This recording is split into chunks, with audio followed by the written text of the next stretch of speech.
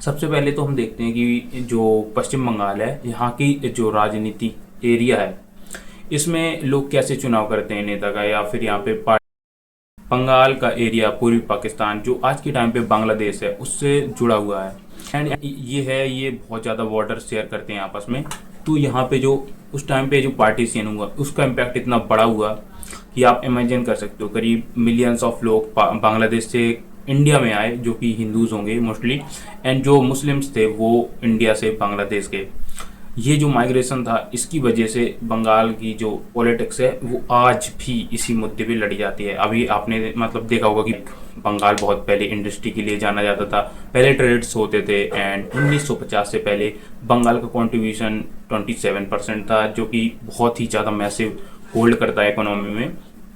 चलो तो समझते हैं। फर्स्ट जब जो पहली सरकार बनी 1952 में चुनाव हुए,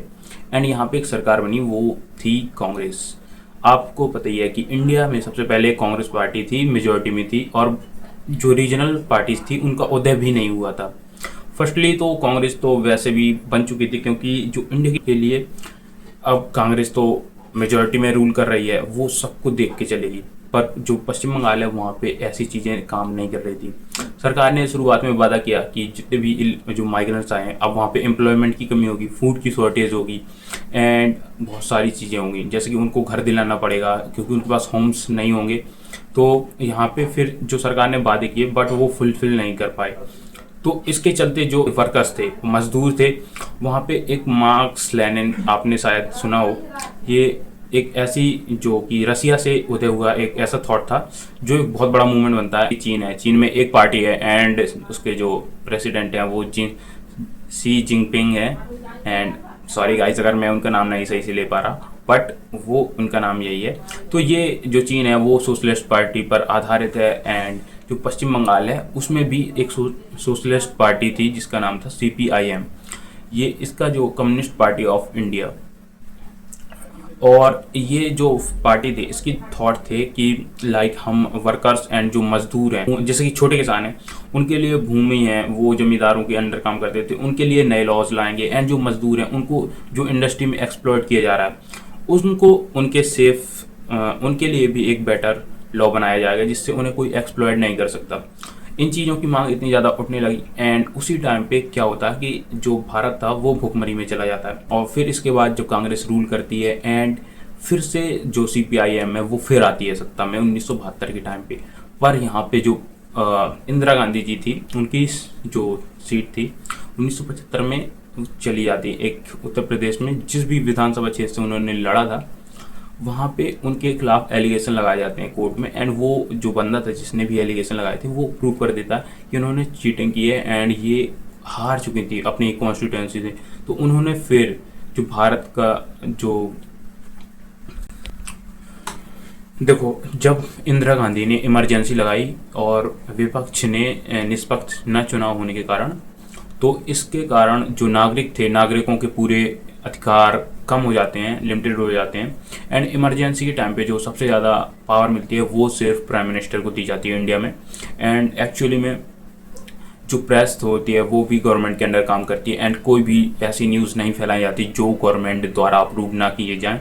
एंड लोगों का इस टाइम पे बहुत ज़्यादा शोषण होने लगा था, क्योंकि सिर्फ इंदिरा गांधी ने अपने फ़ायदे के लिए, खुद को पावर में रखने के लिए इमरजेंसी लगा दी थी। इस चीज़ का बंगाल पे इतना ज़्यादा असर पड़ा जब 1960 में जो नक्सलिज्म का जो आधार बना था वो एक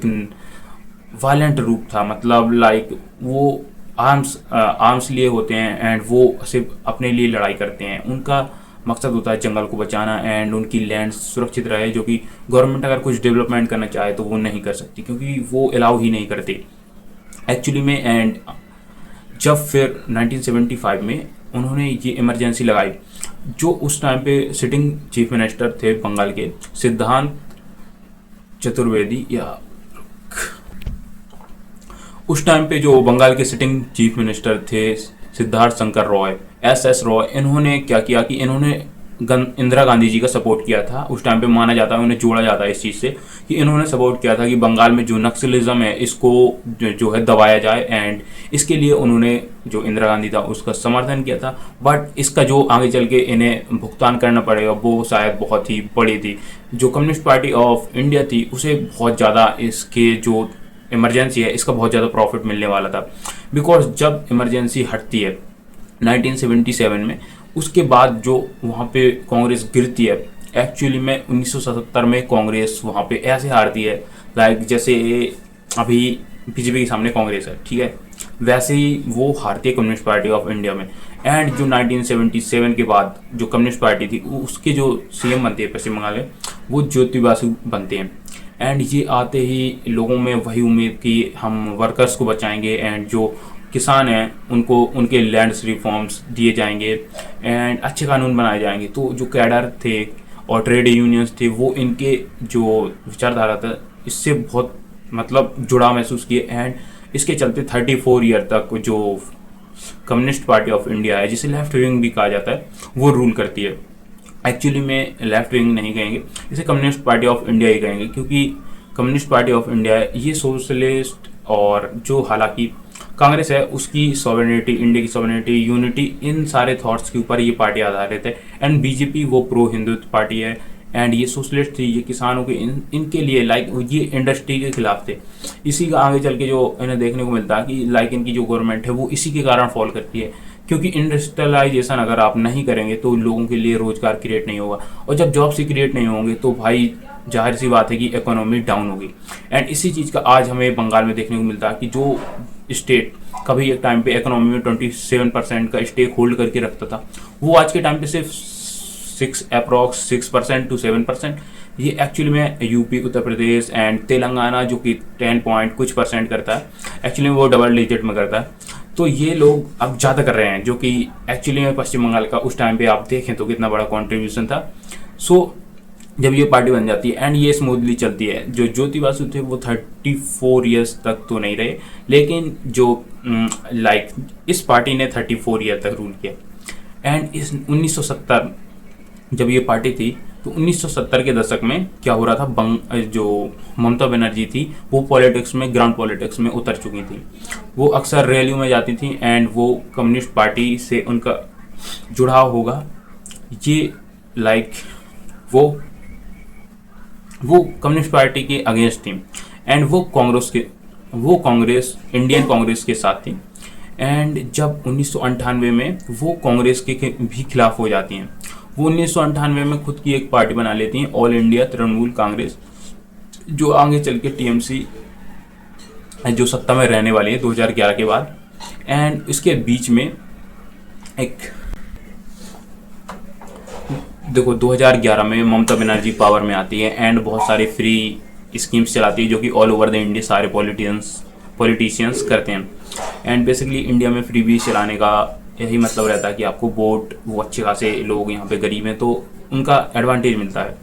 सो ममता जो बनर्जी हैं वो भी सेम टू सेम यही कर रही थी, बट एक्चुअली में जो इनका फॉल होता है वो बेसिकली होता कैसे है, क्योंकि यहाँ पे जो बीजेपी थी वो ऐसे मुद्दे उठाने लगी थी कि लाइक इमिग्रेशन ज़्यादा हो रहा है एंड जो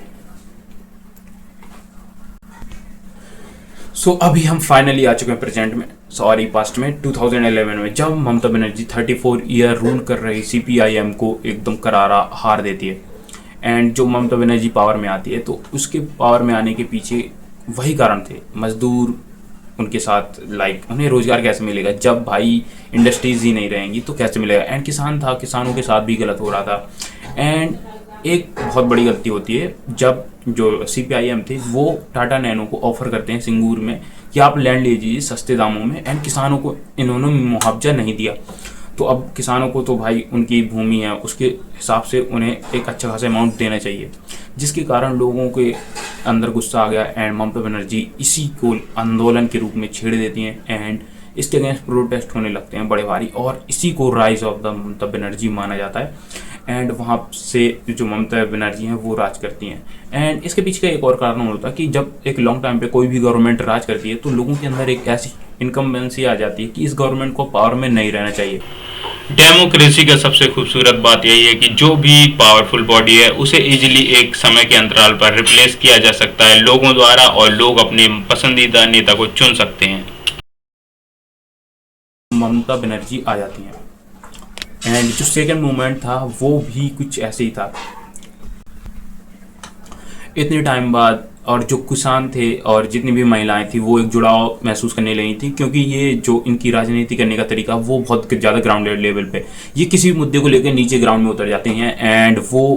लाइक तहस नहस कर देती हैं कि लाइक हम करेंगे माँ मानुस करके। इन्होंने एक जो मूवमेंट भी छेड़ा था उसमें इन्होंने मिट्टी एंड जो भी लैंड है पश्चिम बंगाल, वहाँ पे इन्होंने कहा कि ये हमारी भूमि है, ये हमारी माता है एंड ऐसे करके ये बहुत सारे मूवमेंट्स करती थी और आए दिन ये लोगों के साथ रहती थी एंड किसानों के लेकर भी आंदोलन करती रहती थी। इसके चलते जो एक बहुत भारी मत के साथ ये वहाँ पर अपनी सरकार बनाती हैं एंड लोग भी उम्मीद के साथ देखते थे कि लाइक अब जो सीएम बनी है ममता बनर्जी वो इंडस्ट्रियल लेवल पे कुछ बड़ा करेंगी, लाइक इंडस्ट्रीज लाएंगे एंड जो रोजगार की प्रॉब्लम है वो भी सॉल्व होगी।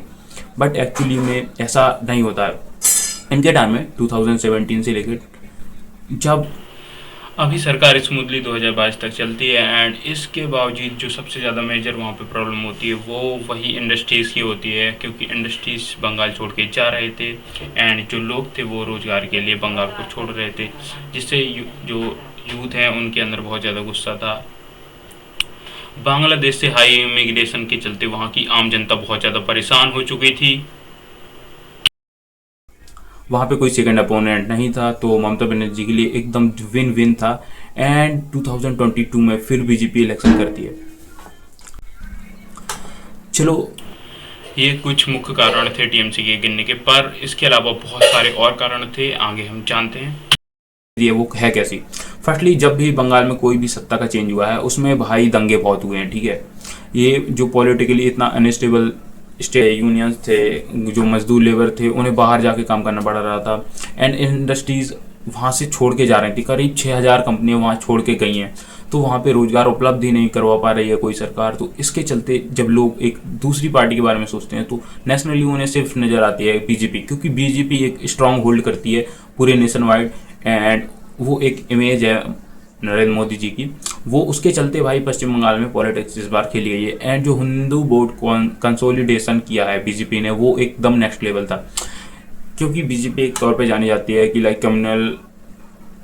पॉलिटिक्स करती है। एक्चुअली में इंडिया में जो कम्युनल पॉलिटिक्स है वो करना बहुत ही आसान हो जाता है, क्योंकि आजकल लोग खुद को हिंदू एंड कुछ लोग मुस्लिम, जैसे कि लाइक मुस्लिम ऑलरेडी एक यूनिटी में होते हैं एंड जो हिंदू होते हैं वो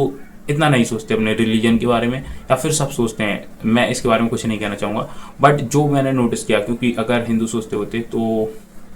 पश्चिम बंगाल में अभी तो सोचा है उन्होंने, क्योंकि हिंदू वोट जो कॉन्सिडरेशन हुआ है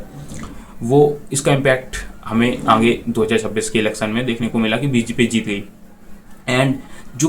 ममता बनर्जी की सरकार पे एलिगेशन लगे थे बहुत सारे कि इन्होंने स्कैम किए हैं, टीचर्स की रिक्रूटमेंट जो था, टीचर्स की भर्तियां हुई उन्होंने उसमें स्कैम पाया गया एंड बहुत सारी फ्रीवीज भी ये चलाती हैं जिससे यूथ फ्रस्ट्रेट हो जाते हैं। तो इनके गिरने का कारण एक लॉन्ग टर्म में इनकी सत्ता में रहना भी था, क्योंकि लोगों के बीच इनकम्बेंसी आ जाती है कि अब इस सरकार को सत्ता में नहीं रहना चाहिए। लोग भी फ्रस्ट्रेट हो चुके हैं क्योंकि रोजगार नहीं मिल रहा है एंड जो पॉलिटिकली लाइक यहाँ पे पॉलिटिकल वायलेंस इतना होता है कि जो इतने भी पोल बूथ थे वहाँ पे अभी भी बहुत सारे दंगे हुए हैं, जो मीडिया कवरेज में आप देख सकते हैं। एंड लेट्स की बीजेपी यहाँ पे आती कैसे है। सबसे पहले अब हम समझते हैं कि प्रेजेंट में बीजेपी कैसे करती है, लाइक बंगाल को कन्क्वायर कैसे करती है। जब यहाँ पे आपने देखा होगा कि मोदी जी भी जा रहे हैं, अमित शाह भी जा रहे हैं, सारे लोग जाके कैंपेनिंग कर रहे हैं एंड वहाँ पे एक ऐसी होती है चीज़ की लाइक ममता बनर्जी जी कहती हैं अपने स्टेटमेंट में कि ये लोग बीजेपी की आ जाएंगे तो आपको मछली नहीं खाने देंगी। तो बीजेपी इसी चीज़ का जो एक बहुत ज़्यादा पॉलिटिकली एडवांटेज लेती है, वो अपने जितने भी कॉन्स्टिट्यूएंसी में उन्होंने दिए थे लाइक मेंबर उतारे थे ग्राउंड फील्ड पे, उनको मछली लेकर उसमें भेज दिया कि आप इससे जाके राजनीति करो, इस जो प्रचार प्रसार करो चुनाव का एंड उसके साथ करते हैं। तो लाइक एंड लोगों के अंदर बन गया कि भाई ये एक नेशनल लीडर जब खुद आ रहा है तो हो जाता है कि भाई वो देखते हैं कि जब पूरे में एक बड़ी पार्टी होती है उसका डोमिनेंस होता है, एंड उसी चीज़ का जो फ़ायदा मिला है वो बीजेपी को मिला है, एंड मैसिव हिट के साथ बीजेपी बंगाल को जीत लेती है। एंड हालांकि अभी जो एक चुनाव हुए हैं तमिलनाडु में वो बहुत ही ज़्यादा चौंका देने वाले थे, एंड उसके रिजल्ट्स भी भाई बहुत ही ज़्यादा शॉकिंग थे। अगर आप इसके बारे में चाहते हो कि मैं फिर वीडियो बनाऊं तो आप कमेंट में करो टीवी के इलेक्शन, और वो पार्टी टीवी के विजय के द्वारा फाउंड की गई है, जो लाइक मैं उनकी मूवीज़ देख के बड़ा हुआ हूँ स्पेशली। एंड उनकी मूवीज़ कुछ ऐसी थी कि उन्होंने जैसे कि किसी भी पॉलिटिकल लीडर्स जो गलत कर रहा है उसके खिलाफ ही हमेशा बनाई, एक इमेज बनाई कि वो एक सेवियर हैं एंड वो बचा लेंगे। लाइक उनकी जो स्ट्रैटेजी थी कि लाइक पूरे तमिलनाडु में वो कभी सरकार भी फॉर्म करेंगे, मैंने नहीं सोचा था। अगर आप उनके बारे में जानना चाहते हो तो फिर कमेंट करना कि तमिलनाडु के चुनाव एंड वहाँ पे जो दो पुरानी पार्टी थी DIMK एंड DMK वो दोनों कैसे हारती हैं, तो हम उसका भी आराम से जो है पॉलिटिकल सिनारियो समझेंगे, उसकी हिस्ट्री समझेंगे, एंड फिर आपको सब कुछ बताएंगे। तो इसी में डिस्कशन करेंगे। आप लोग कमेंट कर देना कि आपको क्या चीज़ सही लगी, एंड मैं अब ट्राई करूँगा कि मैं और ज़्यादा इन्फॉर्मेशन इकट्ठा करके आप तक पहुँचाऊँ, क्योंकि मैं अभी इतना ज़्यादा इन्फॉर्मेशन आपको सही से नहीं दे पा रहा हूँ, एंड मैं जो बोल रहा हूँ वो भी अटक अटक के बोल रहा हूँ। मैं अपनी फॉल्ट को स्वीकार करता हूँ। हालांकि देखिए, मैं आपको एक सुझाव देना चाहूँगा कि जो पॉलिटिकल लीडर होते हैं वो आते जाते रहेंगे, आप उसके चक्कर में अपने मित्र के साथ, अपनी फैमिली के साथ बिल्कुल भी बुराई ना करें, ठीक है। आपके पॉलिटिकल ओपिनियन अलग हो सकते हैं, आप उसके चलते वोट करिए,